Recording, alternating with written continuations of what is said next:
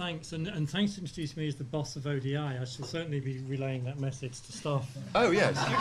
Across the organisation. Yes, if any employees like to tweet it around, that it might tell people that he is, because I think you may have missed it, but there we go. So, Simon, thanks for that. And just to second what you said, Simon, I'm really delighted that we're co-hosting this event with Kaleidoscope, because it seems to me, that this is an issue which is right at the heart of the interface between human rights, development, economic growth, the core business of this organisation, actually, and about expanding opportunity. And, it's, just thinking back to, one thinker that's had a lot of influence, I suspect, on a lot of people in this room, Amartya Sen, that if you look at his definition of development, it's about a process of expanding human freedom and expanding choice.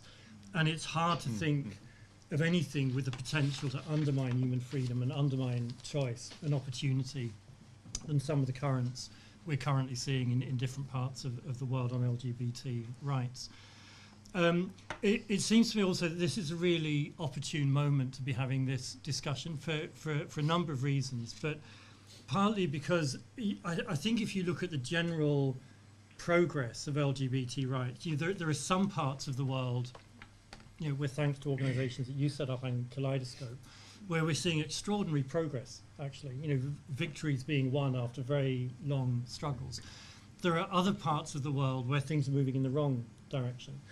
And not just in the sense that LGBT rights are being criminalised in a sort of formalistic legal sense, because some of the legislation has been on the books for an awful long time, which has criminalised that behaviour. But it's been criminalised in particularly pernicious and arbitrary ways. The use of the term in the Ugandan legislation of aggravated homosexuality, whatever that might mean. But it clearly leaves huge arbitrary discretion to authorities to victimise and penalise individuals. Criminalising organisations and associations and exchanges between people. I think, whatever your view about the law and freedom, these are clearly legal practices and rules which are profoundly damaging for anybody who believes in these fundamental ideas of human progress. And I do think there's a certain irony in this. You mentioned this "don't recolonize me" syndrome, and this the constant refrain of this is the LGBT movement is attempting to recolonize Africa, is attempting to impose Western values. There is a certain Orwellian use of language in this. That that most of the legislation that's being used isn't actually African; it's colonial. It's revamped colonial legislation. And there are Western values that are being imposed, but they're actually the values of evangelical right-wing church leaders, not what most of us would understand by Western values. And I think sort of reclaiming that language and the narrative is a really important part of the overall story. I think there's another reason which, to my mind, has been underexplored in this area, which is that the sort of issues that you're dealing with in the LGBT movement, I think, are very closely related to other issues. And this is something that you raised in relation to the earlier Stonewall work.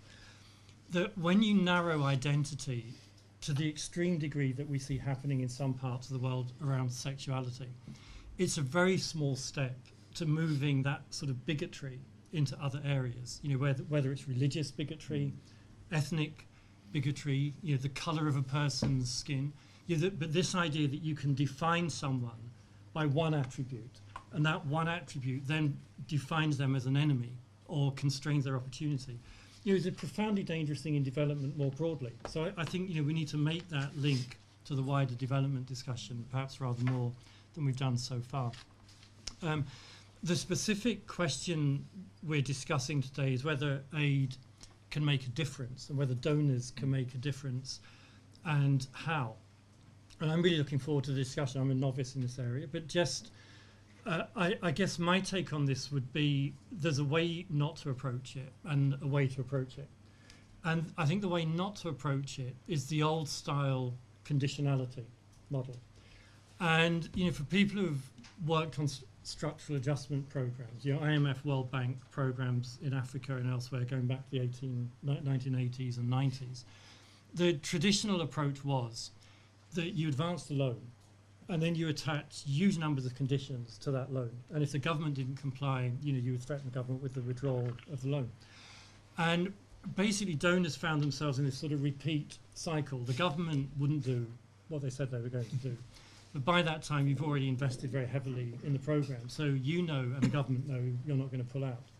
So you then make these very high-profile, symbolic, denunciatory gestures towards the government that, if you don't do this next time, we're definitely going to pull the aid rug.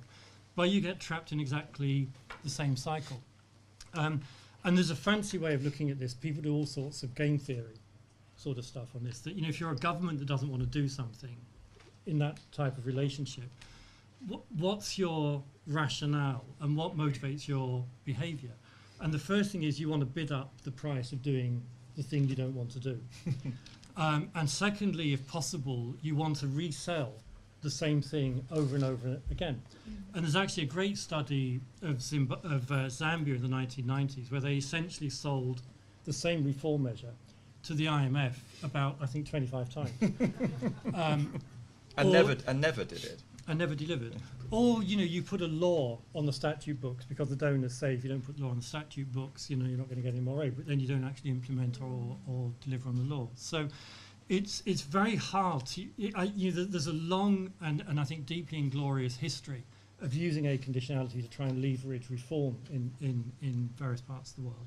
But I think also there are genuine dilemmas, which is you want to advance LGBT rights, you want to sort of threaten to push the button, either do this or you don't get any aid. But there's a price to be paid for this. Are you being consistent across all governments in all parts of the world? What are the implications of withdrawing aid for progress in other areas, in education and child mortality and so on? So these are tough questions and I think have to be debated.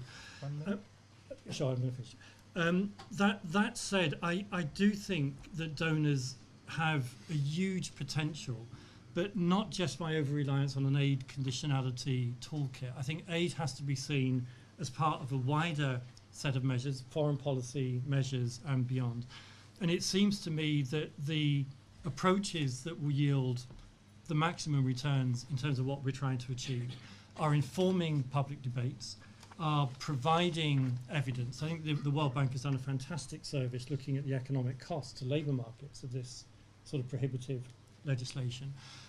I think absolutely critically working, and you alluded to this, Simon, in your introduction, working in solidarity with civil society organisations and prominent African leaders, Graça Machel, Kofi Annan, and others who are really trying to make a difference in this area.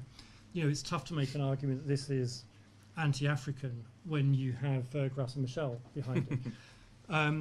And I think in some cases, targeted sanctions have a role to play. Appointing a homophobic foreign minister as president of the General Assembly was clearly something that was bad for the prestige and standing of that organisation, but I think doesn't ultimately help the cause of Uganda either. The last point I would make is that I think this is an area, Keynes once said that the world is full of policymakers who have taken some nostrum from a dead economist they've never heard of and turned it into a policy that causes huge damage in the economic life of their country. I think this is an area where changing ideas and changing narratives really makes a difference. So, I think this is something maybe that we'll be discussing a bit later today. Great. But I'm really looking forward to the discussion. Great. Thank you. Thank you very much indeed, Kevin.